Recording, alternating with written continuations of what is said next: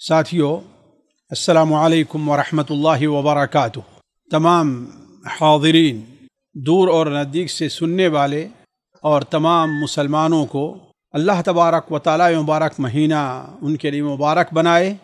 آج ہمارے جن بھائیوں نے روزہ رکھا، پیاس اور بھوک برداشت کی، اللہ تبارک و تعالی ان کے روزے کو قبول فرمائے۔ یہ مبارک سلسلہ آج سے جو شروع ہو رہا ہے، اللہ تبارک و تعالیٰ سے دعا ہے کہ اللہ تبارک و تعالیٰ اسے برکت دے۔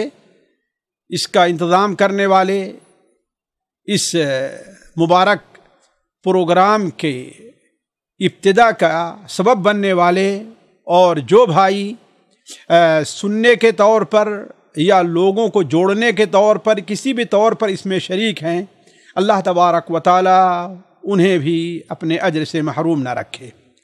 یہ رمضان کا ہمارا اور آپ کا جو سلسلہ یا ہماری آپ کی جو رمضان کی مجلس ہے، اس مجلس کی ابتدا میں مجھے صرف یہی بات کہنی ہے کہ اللہ تبارک و تعالیٰ سے دعا ہے، اور آپ بھی اللہ تبارک و تعالیٰ سے دعا کیجئے کہ اس اہم کام میں میری مدد فرمائے، اس لیے کہ یہ کتاب، اس سے متعلق گفتگو کرنا، اس سے متعلق کوئی بات لوگوں کے سامنے رکھنے سے ایک جھجک سی محسوس ہوتی ہے۔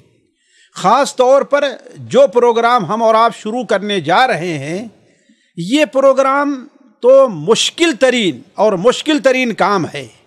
یہ کتاب اللہ تبارک و تعالیٰ کی ہے۔ معانی، مفہوم، علمی جواہر پارے اور کتنی علوم کی اس میں موتیاں ہیں جو ہمارے جیسے کم علم کے بس میں تو نہیں ہیں۔ ایک عام کسی آدمی عالم کی کتاب ہو، اس کا خلاصہ پیش کرنا پڑے تو وہ ایک مشکل ترین کام ہوتا ہے، چہ جائے کہ اللہ رب العالمین، اللہ رب العزت کے کلام اور اس کی کتاب کا خلاصہ ہم آپ کے سامنے وہ بھی آدھے گھنٹے اور 40 منٹ میں پیش کریں، یہ کم سے کم ہم جیسے لوگوں کی بات نہیں ہے۔ لیکن چونکہ بھائیوں کا اس میں اصرار تھا، اس لیے خیر کے کام میں شریک ہونے کے لیے، اور اس لیے بھی کہ شاید ہمارے وہ ساتھی، وہ طالب علم جو ہم سے جڑے ہیں اور اللہ نے انہیں ایک ہنر دیا ہے، وہ ان چیزوں کو بنیاد بنا کر کے اور کچھ آگے اس معاملے کو بڑھا سکیں۔ دیکھیے، سب سے پہلی بات یہ ہے کہ قرآن مجید کے پہلے پارے کی ابتدا عموماً الف لام میم یعنی سورہ بقرہ کے شروع سے ابتدا سے مانی جاتی ہے، لیکن اس سے پہلے ہر مصحف میں، چاہے جہاں کا مصحف ہے، اس کے شروع میں سورہ الفاتحہ کے نام سے ایک 7 آیت پر مشتمل ایک چھوٹی سی سورت ضرور لکھی جاتی ہے، جس کا نام ہم اور آپ جانتے ہیں کہ سورۃ الفاتحہ ہے۔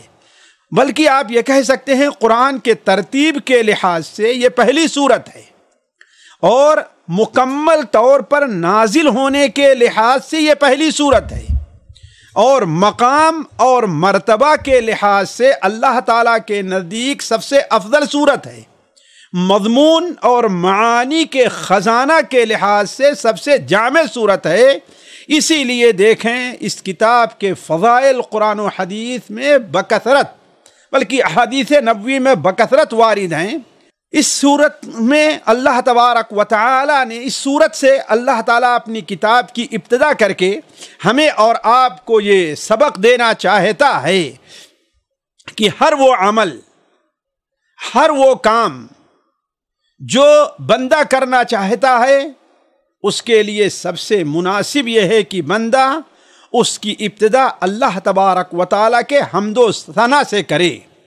یہ کتاب بسم اللہ الرحمن الرحیم اور الحمدللہ رب العالمین سے کر کے اس طرف اشارہ ہے کہ یہ کتاب اللہ کی کتاب ہے، کسی اور انسان کا یہ کلام نہیں ہے۔ اس کتاب میں اس عظیم صورت میں اللہ تبارک و تعالیٰ نے چند اہم امور پر تنبیہ کی ہے، جس کو ہمیں اپنے ذہن میں رکھنا چاہیے۔ پہلی چیز، اللہ تبارک و تعالیٰ کی حمد و ثنا۔ سب سے پہلے اس کا مقصد یہ ہے کہ ہمیں اور آپ کو اپنی زندگی میں سب سے زیادہ توجہ اللہ تبارک و تعالیٰ کے حمد و ثنا سے سب سے زیادہ توجہ اس پر کرنی چاہیے، اور ہم اپنے ہر کام کی ابتدا میں برکت کے لیے، اسے کامل ہونے کے لیے، اسے تکمیل تک پہنچنے کے لیے اللہ تبارک و تعالیٰ کے حمد و ثنا کو بطور وسیلہ کے پیش کرنا چاہیے۔ دوسری بات یہ ہے کہ یہ کتاب، یہ سورت، اس کے اندر 3 چیزیں بڑی اہم بیان کی گئی ہیں۔ ایک چیز تو یہ ہے کہ اللہ تبارک و تعالیٰ کی حمد و ثنا، دوسری چیز یہ ہے کہ بندہ اپنے ہر کام میں اللہ تبارک و تعالیٰ کا محتاج ہے، اور تیسری بات یہ ہے کہ ہدایت کا راستہ اور ضلالت کا راستہ کیا ہے، اور اس راستے پر چلنے والے لوگ کون ہیں۔ سب سے پہلی چیز اللہ تبارک و تعالیٰ کی حمد و ثنا ہے۔ الحمدللہ رب العالمین الرحمن الرحیم مالک یوم الدین۔ یہ اللہ تبارک و تعالیٰ کی تعریف، تمجید اور توصیف یہاں پر بیان کی گئی ہے، جس سے ہمیں آپ کو سبق لینا ہے کہ ہم اور آپ اللہ تبارک و تعالیٰ کی عبادت کریں تو ہمارے اندر 3 قسم کے جذبات پائے جانا چاہیے۔ وہ ہے محبت ہے، امید ہے اور خوف ہے۔ جب یہ ہمارے اندر پیدا ہو جائے گی یہ چیزیں، تو ہمیں اللہ تبارک و تعالیٰ کی عبادت خلوص کے ساتھ کرنی چاہیے۔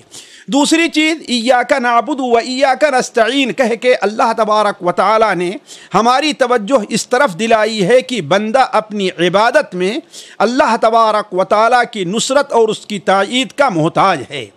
آخری بات اس میں جو بیان کی گئی ہے، یعنی تیسری بات یہ ہے کہ اصلاً ہدایت کا مالک تو اللہ تبارک و تعالیٰ ہے، اور ہدایت کیا ہے، ہدایت اور ضلالت کیا ہے۔ ہدایت کیا ہے؟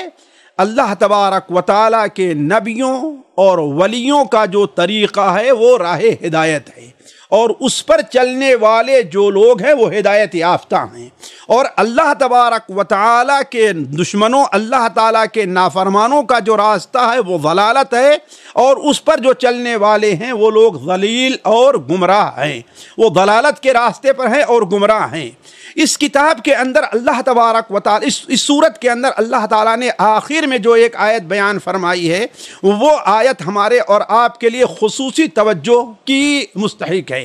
اہدنا الصراط المستقیم صراط الذین انعمت علیہم غیر المغضوب علیہم ولا الضالین۔ ان لوگوں کا راستہ نہیں جس پر اے اللہ تعالیٰ تیرا غضب نازل ہوا، اور جو لوگ گمراہ ہوئے ہمیں ان کا راستہ نہ دکھلا۔ اب جو بندہ اپنی نماز میں یا اپنے دن میں دنوں رات میں 17 بار یہ دعا پڑھ رہا ہے، اس کے لیے قطعاً یہ مناسب نہیں ہے کہ غیر المغضوب علیہم، مغضوب علیہم اور ضالین کے طریقے کو اپنائے اور اس پر عمل کرتا رہے۔ اس کے بعد سورہ بقرہ کا ذکر آتا ہے۔ یہ سورہ بقرہ جیسا کہ قرآن مجید کی یہ سورت کئی اعتبار سے بڑی اہمیت رکھتی ہے۔ پہلی چیز تو یہ ہے کہ یہ سورت وہ سورت ہے جو مدینہ منورہ آنے کے بعد نبی صلی اللہ علیہ وسلم پر سب سے پہلے یہ سورت نازل ہوئی۔ اس سورت کے اندر اللہ تبارک و تعالیٰ نے ایک آیت رکھی ہے جو پورے قرآن میں سب سے افضل آیت ہے۔ اس سورت کے اندر اللہ تعالیٰ نے ایک آیت رکھی ہے جو آیت پورے قرآن مجید میں سب سے بڑی آیت ہے، اور اس سورت کے اندر اللہ تعالیٰ نے ایک ایسی آیت رکھی ہے جو قرآن مجید کی سب سے آخر میں نازل ہونے والی آیت ہے، اور وہ آیت ہے وَاتَّقُوا يَوْمًا تُرْجَعُونَ فِيهِ إِلَى اللَّهِ۔ اس سورت کا میرے عزیزو، جیسا کہ معلوم ہے یہ سورت قرآن مجید سب سے بڑی سورت، اور اس میں 286 آیات ہیں۔ آیات کی تعداد کے لحاظ سے سب سے زیادہ اور سب سے بڑی سورت ہے۔ اس سورت کو فسطاط القرآن کہا گیا ہے۔ فسطاط کہتے ہیں اس بڑے خیمے کو جو کسی بلندی پر نصب ہو اور دور سے دکھائی دے، تو اس کو فسطاط یہ کہا گیا ہے کہ یہ تمام قرآن کے اندر معانی مفہوم کے لحاظ سے بڑی عظیم اور بہت بڑی ہے، اور تمام پورے قرآن میں تمام صورتوں میں سب سے نمایاں حیثیت رکھتی ہے، اسی لیے اسے فسطاط القرآن کہا گیا ہے۔ اس قرآن کا بنیادی موضوع ایمانیات، رسالت پر ایمان لانے والوں کا تذکرہ ہے، اس کے بعد اس قرآن میں فقہی مسائل، معاشرتی مسائل، اجتماعی مسائل اس کثرت سے بیان کیے گئے ہیں کہ اس پر مکمل کتابیں لکھنے کی ضرورت ہے. چاہے فقہی مسائل ہیں، عبادات سے متعلق، عبادات کے مسائل، حج کے مسائل، روزے کے مسائل جس تفصیل سے اس صورت کے اندر ہے کسی اور صورت میں نہیں بیان کیے گئے ہیں. طلاق کے مسائل، میاں اور بیوی کے تعلقات کے مسائل جس تفصیل کے ساتھ اس صورت میں بیان کیے ہیں اور صورت میں نہیں ہے. یقیناً یہ صورت اسے فسطاط القرآن کہا جائے. اس صورت کے ابتدا میں اللہ تبارک و تعالی نے سب سے زیادہ زور پہلے تو اس قرآن مجید کی حقانیت پر دیا ہے کہ ذالک الکتاب لا ریب فیہ. اس کے بعد مقدمے کے طور پر اس صورت کے اندر چند باتوں کا تذکرہ ہے. پہلی چیز تو یہ ہے کہ اللہ تعالیٰ نے جو یہ کتاب اللہ کے رسول صلی اللہ علیہ وسلم پر بطور ہدایت یا طریقے ہدایت کا نسخہ، ہدایت کا کیمیا دے کر کے بھیجا ہے، اس سے متعلق لوگوں کی 3 قسمیں ہیں، ان کا ذکر ہے. اس کے بعد اس قرآن کے بارے میں شبہ کرنے والوں پر چیلنج ہے. اور پھر اس کے بعد اللہ تبارک و تعالی نے حضرت آدم علیہ السلام کی پیدائش کا ذکر کر کے اور ان کے ساتھ شیطان کا کیا معاملہ ہے اس کا بیان کیا ہے. تو اللہ تعالیٰ نے اس سورت کے شروع میں سب سے پہلے 3 قسم کے جو انسان یعنی کسی رسالت کے بارے میں ہوتے ہیں ان کا موقف ذکر کیا ہے. مؤمنین کا، جن سے متعلق 5 آیتیں نازل فرمائی ہیں. اس کے بعد کافرین اور جو معرضین ہیں ان کے بارے میں 2 آیتیں نازل فرمائی ہیں. البتہ منافقین کے بارے میں اللہ تبارک و تعالی نے 13 آیتیں نازل فرمائی ہیں. منافقوں کا ذکر اس طول سے کیا گیا ہے، اس کی وجہ شاید یہ ہے کہ یہ مسلمانوں کے بڑے چھپے دشمن ہیں، اسی لیے ان کی صفات بڑی تفصیل کے ساتھ بیان کی گئی. بیان کیا گیا کہ وہ اصل جھوٹے ہیں، بیان کیا گیا کہ ان کا اصل مقصد اس زمین کے اندر فساد مچانا، لیکن دعویٰ یہ کرتے ہیں کہ ہاں ہم مصلح ہیں، دیش بھکت ہیں اور ہم لوگوں کی اصلاح کے لیے ہیں. اور تیسرا ان کی صفات وہ یہ ہے کہ اہل ایمان کا وہ مذاق اڑاتے رہتے ہیں. اور چوتھی ان کی صفت یہ ہے کہ وہ اپنے کو بہت عقل مند اور اہل ایمان کو بیوقوف سمجھتے ہیں. اس کے بعد اللہ تبارک و تعالی نے اس سلسلے میں مزید آگے اپنے کلام کو بڑھایا، جہاں تمام لوگوں کو توحید کی دعوت دی اور توحید پر عقلی اور نقلی دلائل پیش کیے. یا ایھا الناس اعبدوا ربکم الذی خلقکم والذین من قبلکم لعلکم تتقون. اس کے بعد اللہ تبارک و تعالی نے اس قرآن کے بارے میں جو چیلنج کرنے والے لوگ ہیں ان کو اللہ تعالیٰ نے چیلنج کیا اور پھر اس قرآن سے کیسے مستفید ہو سکتے ہیں ان کے بارے میں ذکر کرنے کے بعد آدم اور حوا کا ذکر کیا، جس سے شاید اشارہ اس طرف ہے کہ آدم علیہ السلام ہی سے یہ محمد صلی اللہ علیہ وسلم جو رسالت لے کر کے آئیں یہ سلسلہ شروع ہوا ہے. اور جو لوگ اس رسالت کو مانتے ہیں ان کی صفات کیا ہے اور جو اس رسالت کو نہیں مانتے ان کی صفات کیا ہے.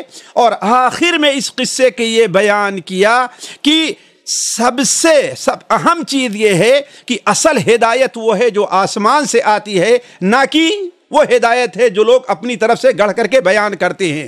چنانچہ جو لوگ اس رسالت کو مانتے ہیں ان کی مثال گویا فرشتوں سے ہے.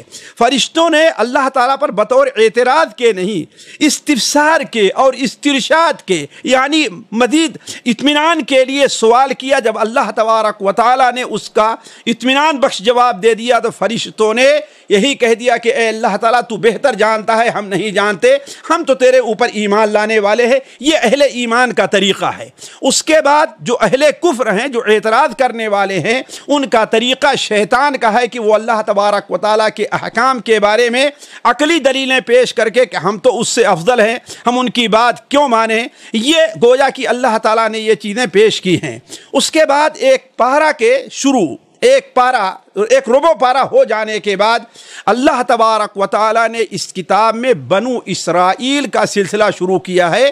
یا بنی اسرائیل اذکروا نعمتی التی انعمت علیکم واوفوا بعہدی اوف بعہدکم وایای فارہبون. یہاں سے بنو اسرائیل کا سلسلہ شروع ہوا ہے اور ایک لمبی لمبی مسافت تک گیا ہے، بلکہ اگر کہا جائے کہ تقریباً یہ پہلا پارہ پورا اگر اسی ذکر میں ہے تو شاید بات غلط نہ ہو، بلکہ دوسرے پارے کے اندر بھی اور اس کے بعد بھی جگہ جگہ بنو اسرائیل کو متنبہ کیا گیا ہے۔ تو بنو اسرائیل کا ذکر اس پارہ کے اندر بڑا اہم ہے۔ اس کی وجہ کیا ہے؟ یہ سورت مدینہ منورہ میں نازل ہوئی ہے، اور مدینہ منورہ میں نبی کریم صلی اللہ علیہ وسلم کے مقابلے میں جو علم رکھنے والے لوگ تھے، جو سمجھ رکھنے والے لوگ تھے، یا جن کا اصل طریقہ یہ ہونا چاہیے کہ آپ کی دعوت کو قبول کریں، لیکن انہوں نے معارضہ کیا، چونکہ مدینہ منورہ میں وہ لوگ موجود تھے، ان کا مقام تھا، اس لیے اللہ تبارک و تعالی نے اس سورت کے اندر ان کا ذکر بڑی تفصیل کے ساتھ کیا۔ اور اسی آیت جس کا ہم نے ذکر کیا ہے، یہیں سے اللہ تبارک و تعالی اولا انہیں توحید کی دعوت دے رہا ہے، اور پھر انہیں اس بات سے منع کر رہا ہے کہ حق اور باطل کے اندر گڈ مڈ نہ کرو، نماز کا تم اہتمام کرو، زکوٰۃ دو، مسلمانوں کی جماعت سے جڑے رہو، اسی میں تمہاری خیر ہے۔ پھر اس کے بعد اگر تم نہیں مانتے ہو تو یاد رکھو کہ اللہ تبارک و تعالیٰ کے پاس تمہیں جانا ہے۔ اسی بنو اسرائیل پر کو تنبیہ کرنے کے بعد اللہ تبارک و تعالیٰ نے بنو اسرائیل پر اپنی نعمتوں کا جو سلسلہ ہے، اللہ تعالیٰ نے وہ سلسلہ شروع کیا ہے۔ یا بنی اسرائیل اذکروا نعمتی التی انعمت علیکم وانی فضلتکم علی العالمین، یہاں سے لے کر کے آپ چلے جائیے 1 صفحہ 2 صفحہ 3 صفحہ 4 صفحہ 5 صفحہ، یہاں تک کہ اسی پارہ کے اگر آپ 2/3 تک جائیں، بلکہ 3/4 تک جائیں، تو صرف خطاب جو ہے گویا بنو اسرائیل کو اور ان کے اوپر اللہ تعالیٰ نے کیا نعمتیں کی ہیں، اور اس ان نعمتوں کا بدلہ بنو اسرائیل کیا دیا کرتے تھے، اس کا ذکر بڑی تفصیل کے ساتھ ہے۔ اسی لیے آپ دیکھیں اس سورت کے اٹھائیں آپ اور اس کے دیکھیں آپ 6 ہی صفحے سے آپ دیکھیں گے کہ اللہ تعالیٰ نے ان پر اپنی نعمتوں کو کیسے ذکر گنایا ہے۔ وَإِذْ نَجَّيْنَاكُمْ مِنْ آلِ فِرْعَوْنَ وَإِذْ فَرَقْنَا بِكُمُ الْبَحْرَ وَإِذْ وَعَدْنَا مُوسَىٰ 40 لَيْلَةً، بلکہ میں دیکھ رہا تھا کہ 3 صفحے یا 4 صفحے کے اندر تقریباً 10 بار اللہ تعالیٰ نے بنو اسرائیل پر اپنی ان نعمتوں کا ذکر فرمایا ہے، جن میں بعض عجیب و غریب اللہ تبارک و تعالیٰ کی نعمتیں رہی ہیں۔ مثال کے طور پر ان میں سے ایک نعمت وَظَلَّلْنَا عَلَيْكُمُ الْغَمَامَ، اللہ تعالیٰ نے ان کے اوپر بدلی کا سایہ کیا۔ یہ اللہ تعالیٰ کی نعمت دیکھیے کہ جب میدان تیہ میں وہ جا رہے تھے، دھوپ سخت ہوئی، جس چلچلاتی دھوپ کے اندر جب وہ پریشان ہونے لگے تو اللہ تبارک و تعالیٰ نے ان پر کرم کرتے ہوئے بادل کا سایہ بھیج دیا۔ تو علا کل حال کہنے کا مطلب یہ ہے کہ اللہ تبارک و تعالیٰ کی نعمتوں، اللہ تعالیٰ نے اپنی ان کے اوپر متعدد نعمتیں بیان فرمائی ہیں، لیکن بنو اسرائیل کا اس کے ساتھ ساتھ کیا تذکرہ رہا ہے، اس طرف بھی اللہ تعالیٰ نے متوجہ کیا ہے، اور یہ بتانے کے لیے کہ تمہاری ضلالت اور گمراہی کا سبب یہی تھا کہ ہماری ان نعمتوں کو جھٹلایا ہے۔ اور اب اگر محمد صلی اللہ علیہ وسلم اور قرآن مجید کی شکل میں ہماری یہ نعمتیں تم کو اگر دوبارہ مل رہی ہیں تو انہیں قبول کرو، اگر ان کا انکار کرتے ہو تو پھر تمہارے اوپر ضلالت اور گمراہی کے سوا کوئی دوسرا چارہ تمہارے سامنے تمہارے لیے نہیں رہے گا۔ اس کے بعد اللہ تبارک و تعالیٰ نے بنو اسرائیل کے بارے میں ایک عجیب قصے کا ذکر فرمایا، جس قصے کے نام ہی سے اس سورت کا نام سورۃ البقرہ ہے، اور یہ تقریباً قرآن مجید کے آدھے پارے پہنچنے سے تھوڑا سا پہلے ہے، بلکہ آخر سے تھوڑا پہلے ہے، پہلے پارہ کی، یعنی پہلا پارہ کے آخر سے تھوڑا پہلے ہے کہ ان میں ہوا یہ، اور یہ پہلا قصہ ہے جو اللہ تبارک و تعالیٰ نے قرآن مجید میں بطور قصہ کے ذکر کیا ہے آدم علیہ السلام کی پیدائش سے پہلے، کہ وَإِذْ قَالَ مُوسَىٰ لِقَوْمِهِ إِنَّ اللَّهَ يَأْمُرُكُمْ أَن تَذْبَحُوا بَقَرَةً، موسیٰ علیہ السلام نے اپنی قوم سے کہا کہ اے قوم کے لوگوں، اللہ تعالیٰ تمہیں حکم دے رہا ہے کہ گائے ذبح کرو۔ گائے ذبح کرو. کیوں گائے ذبح کرو؟ اس کی وجہ مفسرین نے یہ لکھی ہے کہ بنو اسرائیل میں ایک شخص تھا جو اچھا پیسے والا تھا، مالدار تھا، لیکن اس کی کوئی نرینہ اولاد نہیں تھی، صرف اس کی ایک بیٹی تھی. تو اس شخص کے بھتیجے نے اسے قتل کر کے کسی دوسرے علاقے میں جا کر کے ڈال دیا تاکہ معلوم ہو کہ قتل کتنے کیا ہے. اب قریب تھا کہ دو خاندانوں کے اندر لڑائی ہو جاتی، اور معاملہ جب حضرت موسیٰ علیہ السلام کے پاس آیا تو موسیٰ علیہ السلام نے کہا کہ ٹھیک ہے، تم ایک گائے ذبح کرو اور گائے کے ایک گوشت کا ایک ٹکڑا لو، شاید کہا گیا ران کا ٹکڑا لو، اور اس سے مردہ کو جب مارو گے تو مردہ اٹھ کھڑا ہوگا اور بتائے گا کہ ہاں میرا قاتل کون ہے. تو اللہ تبارک و تعالی نے یہ قصہ جو بیان کیا ہے اس میں کئی فائدے ہیں جس کی طرف میں اشارہ بھی کرتا ہوں. تو موسیٰ علیہ السلام نے قوم سے کہا کہ گائے ذبح کرو، تو چونکہ اصل تو وہ اس سے پیچھا چھڑانا چاہتے تھے، اس لیے کہا گائے تو بہت ہوتی ہیں، جوان بھی ہوتی ہے، بوڑھی بھی ہوتی ہے، کیسی ہوتی ہے، بچے ہوتے ہیں. تو مزید اللہ تعالیٰ نے کہا کہ نہیں، وہ نہ تو بچہ ہو، نہ بوڑھی ہو، جوان ہو. کہا جوان جو گائے ہوتی ہیں ان میں کچھ کالی ہوتی ہیں، کچھ سفید ہوتی ہیں، کچھ پیلی ہوتی ہیں، کیسی گائے ہونی چاہیے؟ تو اللہ تبارک و تعالیٰ نے کہا کہ ہاں بھائی، گائے ایسی ہونی چاہیے جو صفراء فاقع لونھا. چند سیکنڈ کے لیے رکتے ہیں، پھر آگے بڑھتے ہیں. تو ساتھیوں، میں کہہ رہا تھا کہ بنو اسرائیل گائے کے بارے میں مزید تفصیلات چاہنے لگے، حالانکہ ان کا مقصد پیچھا چھڑانا تھا، نہ یہ کہ گائے ذبح کرنا.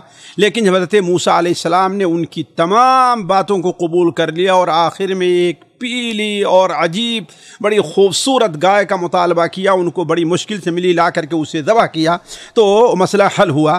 اس قصے کے ذریعے اللہ تبارک و تعالیٰ اصل میں ہمیں اور آپ کو کیا پیغام دینا چاہتا ہے؟ دیکھیے، پہلا پیغام یہ ہے کہ احکام الہی کے قبول کرنے میں بندے کو تردد سے کام نہیں لینا چاہیے، ایک چیز.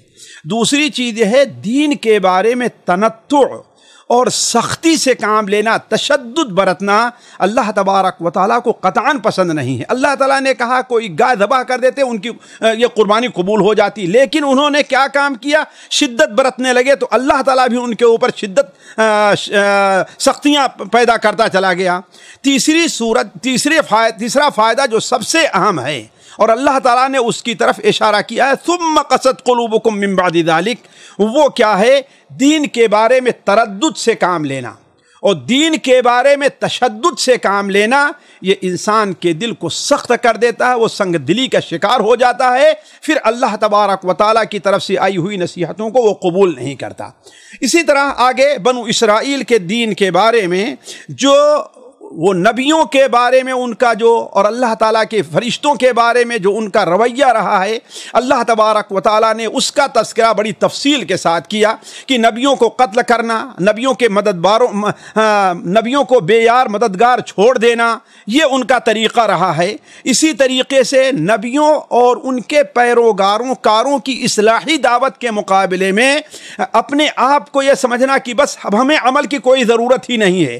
جیسے آج بہت سے لوگ ہیں، تقریریں کروائیں گے، تقریریں سنیں گے، لیکن اپنے طور پر اپنے رسم و رواج، اپنے عمل میں کوئی تبدیلی نہیں کرنا چاہیں گے. یہی بنو اسرائیل نے کہا تھا وَقَالُوا قُلُوبُنَا غُلْفٌ، ہمارے دل تو بالکل بند ہیں، مکمل ہیں. ہمیں جس طریقے سے آج بعض لوگوں کو دین کی بات سمجھائیے تو کہتے ہیں بھائی آپ کے سمجھانے کا کوئی فائدہ نہیں ہے، ہم اپنے دین کے اوپر بالکل پختہ ہیں. تو یہ بنو اسرائیل کی کوتاہیوں کا ذکر فرمایا. اسی طریقے سے بنو اسرائیل کی ایک کوتاہی یہ تھی کہ بسا اوقات لوگ نبیوں کی اور اصلاح کرنے والوں کی باتوں کو سن تو لیتے تھے، لیکن قولاً یا عملاً اس کو عملی جامہ نہیں پہناتے تھے. انہوں نے کیا کہا کہ وَقَالُوا، جیسے وَإِذْ أَخَذْنَا مِيثَاقَكُمْ وَرَفَعْنَا فَوْقَكُمُ الطُّورَ خُذُوا مَا آتَيْنَاكُمْ بِقُوَّةٍ قالوا واسمعوا قالوا سمعنا وعصینا، ہم سن تو لیے تمہاری بات کو، لیکن ہم اس کے اوپر عمل نہیں کریں گے. تو یہ بنو اسرائیل کی خرابیاں اللہ تعالیٰ ذکر فرماتا رہا. اسی طریقے سے اسی صورت کے آپ دیکھیں 75 آیت کے بعد خصوصاً آپ دیکھیں کہ افتطمعون ان یؤمنوا لکم وقد کان فریق منہم یسمعون کلام اللہ. تو بنو اسرائیل کے جو علم اور علماء تھے ان کی بعض بنیادی غلطیوں پر شریعت اس صورت کے اندر اللہ نے متنبہ فرمایا ہے. پہلی غلطی یہ تھی کہ وہ کلام الہی کی تحریف کیا کرتے تھے۔ اصل معنی کیا ہے وہ بدل کر کے پیش کیا کرتے تھے، جو شریعت چاہتی ہے، جو اللہ چاہتا، جو رسول چاہتے ہیں اس کو بدل دیتے تھے۔ دوسری ان کی برائی یہ تھی کہ اپنی طرف سے نئی شریعت اور من گڑھت باتیں سائل کو بیان کرتے تھے اور لوگوں کے سامنے رکھا کرتے تھے۔ اللہ تعالیٰ نے اس پر متنبہ کرتے ہوئے فرمایا فَوَيْلٌ لِّلَّذِينَ يَكْتُبُونَ الْكِتَابَ بِأَيْدِيهِمْ، تباہی ہے ان لوگوں کے لیے جو اپنے ہاتھوں سے کتاب لکھتے ہیں اور کہتے ہیں یہ اللہ تبارک و تعالیٰ کی طرف سے ہے، یعنی من گڑھت مسائل بیان فرماتے ہیں اور کہتے ہیں کہ شریعت یہ ہے۔ اور تیسری بڑی ان کی جو غلطی تھی کہ لوگوں کو بس امیدیں دلاتے تھے، تم وسیلہ پکڑ لو، تم فلاں بزرگ کا دامن پکڑ لو، تم فلاں جماعت کے اندر آ جاؤ، تمہارا بیڑا پار ہو جائے گا۔ اللہ تبارک و تعالیٰ نے اس پر سختی کے ساتھ متنبہ فرمایا اور اللہ نے کیا فرمایا؟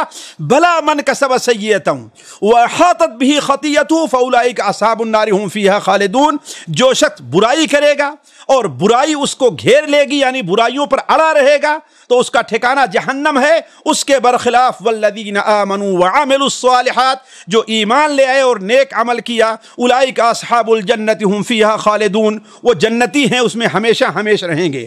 اسی طریقے سے اسی صورت کے اندر اسی پارے میں اللہ تعالیٰ نے بنو اسرائیل کو جو فرشتوں سے اللہ کے نعوذ باللہ من دشمنی تھی اس کا بھی ذکر فرمایا کہ یہ حضرت جبرائیل کو اپنا دشمن مانتے ہیں۔ کیوں؟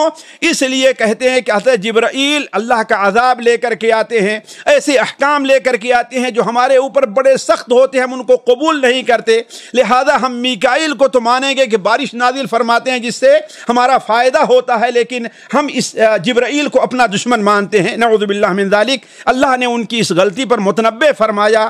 اسی طریقے سے بنو اسرائیل نے حضرت سلیمان علیہ السلام کو جو جادو سے متنبہ کیا تھا، اللہ تعالیٰ نے ان کی اس غلطی کو بھی واضح فرمایا کہ یہ جادو شیطانوں کا کام تھا، حضرت سلیمان علیہ السلام کا کام نہیں تھا۔ اور اسی مناسبت سے اللہ تبارک و تعالیٰ نے مسلمانوں کو متنبہ کیا کہ جادو کا سیکھنا، اس کے اوپر عمل کرنا شرک ہے، یہ فتنہ ہے، اس سے بظاہر کچھ فائدہ اگرچہ تمہارے سامنے آتا ہے لیکن اس کے نقصانات بہت زیادہ ہیں۔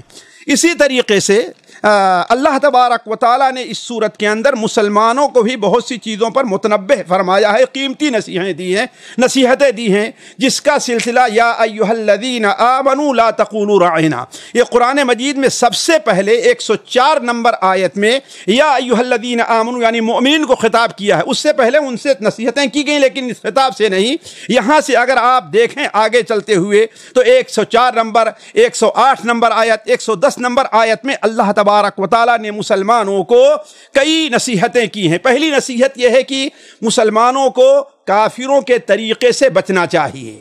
دوسری نصیحت یہ کی ہے مسلمانوں کو یہودیوں کے طریقے سے دین کے بارے میں الٹے سیدھے سوالات نہیں کرنا چاہیے۔ اور تیسری نصیحت 110 نمبر آیت میں اللہ نے کی ہے کہ تمہارا کام یہ ہونا چاہیے کہ نماز پڑھو، زکوٰۃ دو اور کوئی بھی خیر کا کام کرو گے تو اللہ تبارک و تعالیٰ کے ہاں وہ چیز ضائع نہیں ہوگی۔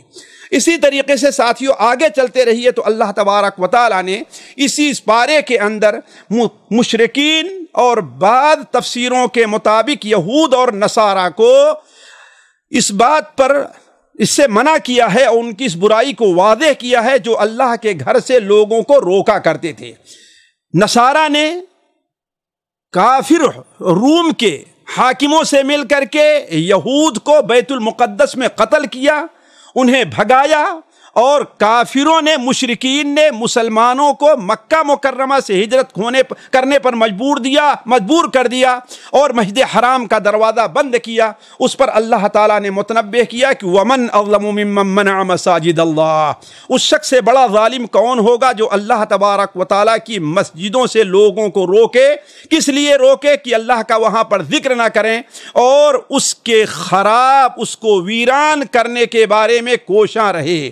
اس حدیث سے، اس آیت سے متعلق میں ایک بات کہہ دوں کہ ہمارے یہاں آج جو ایک خاص ضرورت کے تحت مسجدوں کو پر بند کر دیا گیا، بند ہو گئی ہیں، اس سے لوگ اس آیت سے استدلال کرتے ہیں، حالانکہ اگر اس آیت پر غور کریں تو وہ خود سمجھیں گے کہ اس آیت کے اندر اللہ تبارک و تعالیٰ نے مسجدوں میں جانے سے لوگوں کو نہیں روکا ہے۔ دو وجہ سے مسجدوں کے اندر جانے سے روکا، ایک اللہ کے ذکر سے اور دوسرے اس میں فساد مچانے سے۔ اور ظاہر بات ہے آج مسجدوں سے جو روکا گیا ہے، چاہے خانہ کعبہ ہے یا مسجد نبوی ہے، نعوذ باللہ من ذالک، اس کی اصلاح اور لوگوں کی حفاظت کے لیے ہے، نہ یہ کہ لوگوں کے کو اللہ کے ذکر سے روکا جا رہا ہے۔ اسی طریقے سے ساتھیو، اس صورت میں تقریباً ایک ربع کے بعد، بلکہ اور اس کے بعد اللہ تبارک و تعالیٰ نے دو تین بڑی اہم باتیں فرمائی ہیں اس آیت اس پارے کے اندر۔ پہلی چیز کیا ہے؟ حضرت ابراہیم اور اسماعیل علیہ السلام کے ذریعے خانہ کعبہ کی تعمیر کا مسئلہ ہے، اور یہ واضح کیا گیا ہے خانہ کعبہ کو کس نے تعمیر کیا، کیوں تعمیر کیا، اور خانہ کعبہ کی تعمیر کا یعنی کس نے کیا اور کب کیا، اور خانہ کعبہ کی تعمیر کا مقصد کیا ہے، یہ تین چیزیں واضح کی گئی ہیں۔ تعمیر کرنے میں حضرت ابراہیم اور اسماعیل ہیں، اور تعمیر کب کی گئی ہے؟ جب حضرت ابراہیم علیہ السلام نے اپنے بیٹے اسماعیل کو وہاں جا کر کے آباد کیا ہے، تو اللہ کی عبادت کے لیے ایک گھر کی ضرورت تھی۔ اور کس لیے تعمیر کیا گیا ہے یہ گھر؟ اللہ تعالیٰ نے واضح فرمایا ہے کہ ان طہر بیتی للطائفین والعاکفین والرکع السجود، یعنی طواف کرنے والوں کے لیے، اعتکاف کرنے والوں کے لیے، اور رکوع اور سجدہ کرنے والوں کے لیے۔ سب سے اہم جو نقطہ یہاں پر ہے حضرت ابراہیم علیہ السلام اور حضرت اسماعیل کی دعا ہے، اس پر غور کریں۔ اللہ تبارک و تعالیٰ نے ان کی دعا کا تین حصہ نقل فرمایا ہے۔ ایک حصہ ہے کہ ربنا تقبل منا انک انت السمیع العلیم، غور کریں، وہ اللہ تعالیٰ کی عبادت کر رہے ہیں، خانہ کعبہ کی تعمیر کر رہے ہیں، اور اللہ تعالیٰ کے حکم سے کر رہے ہیں، اس کے باوجود کیا کریں کہ ربنا تقبل منا۔ اس کا مطلب یہ ہے کہ ہم کوئی بھی اگر نیک عمل کرتے ہیں تو ہمیں اللہ تعالیٰ سے دعا کرنی چاہیے کہ اللہ تعالیٰ قبول فرمائے۔ دوسری دعا حضرت ابراہیم علیہ السلام اور حضرت اسماعیل نے کیا کی تھی کہ ربنا وجعلنا مسلمین لک ومن ذریتنا امۃ مسلمۃ لک ربنا ارینا مناسکنا۔ گویا معلوم یہ ہوا کہ عبادت کی تعلیم اور عبادت کے طریقے کی جو تعلیم ہے وہ کس طرف سے ہے؟ اللہ تعالیٰ کی طرف سے ہے، لہذا بندے کو اسی سے مانگنا چاہیے۔ اور تیسری دعا نبی کریم صلی اللہ علیہ وسلم اور ان کی آمد سے متعلق تھی کہ ربنا وابعث فیہم رسولا منہم۔ علی کل حال اس صورت کے آخری صفحہ، بلکہ پہلے آخری صفحے سے توحید کی اہمیت واضح ہوتی ہے۔ اس پارے کے آخری صفحے اور آخری صفحے سے پہلے جو چند سطور ہیں، توحید کی اہمیت واضح ہوتی ہے کہ حضرت ابراہیم علیہ السلام اور ان کے بیٹے یعقوب موحد تھے اور توحید ہی کی دعوت دیتے تھے، اور توحید کی دعوت کی اتنی اہمیت ہے کہ انسان کا اگر انتقال ہونے لگے تو اسے چاہیے کہ وہ اپنی اولاد کو جہاں ان کے دنیا کے فائدے کی وصیت کر کے جاتا ہے، دنیا میں کس طریقے سے رہیں۔ عام طور پر لوگ کہیں گے آپس میں لڑنا نہیں، آپس میں بھلائی سے رہنا، ان کے ساتھ سلوک کرنا، لیکن اصل جو دعا ہونی چاہیے، وصیت، وہ یہ ہونی چاہیے کہ اللہ تبارک و تعالیٰ کی توحید کے اوپر قائم رہیں۔ اسی لیے اللہ تبارک و تعالیٰ نے حضرت ابراہیم اور حضرت یعقوب علیہ السلام کی جو دعوت کو جو دعوت کا ذکر فرمایا ہے وصیت کا، اس میں اس کی بڑی اہمیت بیان فرمائی ہے۔